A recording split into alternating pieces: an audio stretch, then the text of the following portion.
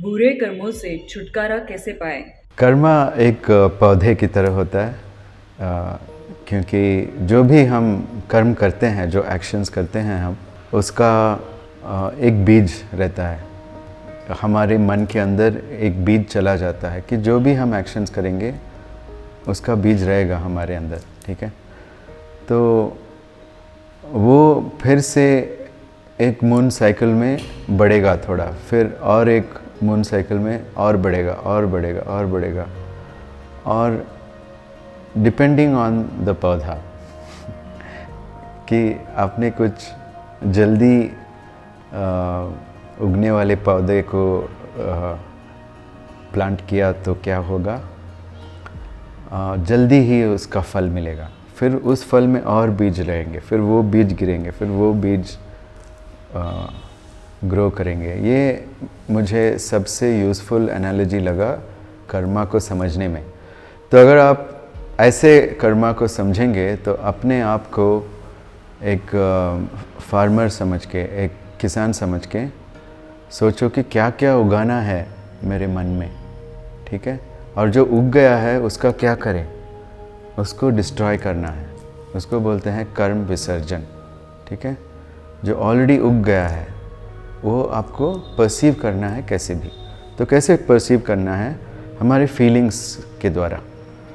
तो हमें क्या इमोशंस आ रहे हैं, कैसे भावनाएं आ रहे हैं, उसको देख के समझ लेनी चाहिए कि कौन सा पौधा है ये, और कब इसका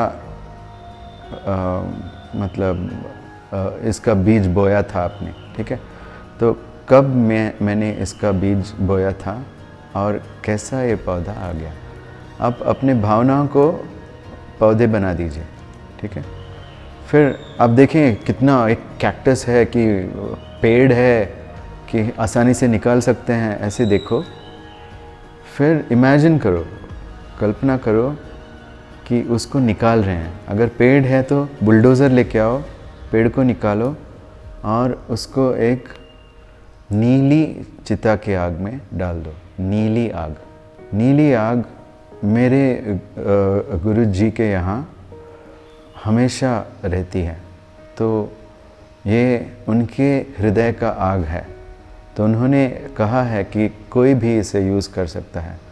उनके हृदय के अंदर इतना बड़ा आग आता है, महाअवतार बाबा जी के हृदय के अंदर, कि हम जो भी कर्म इसमें डालेंगे, उन्होंने बोला कि मैं इसे स्वीकार करके इसको भस्म कर दूंगा, ठीक है। तो अपने कर्मों को भस्म करना है तो पहले मेरे गुरुजी महाअवतार बाबा जी का नमन कीजिए, उनसे प्रार्थना कीजिए कि मैं, जैसे आपने बोला था, मैं अपना कर्म आपको दे रहा हूँ, बहुत बहुत धन्यवाद, मैं हमेशा आप पे आभारी रहूँगा।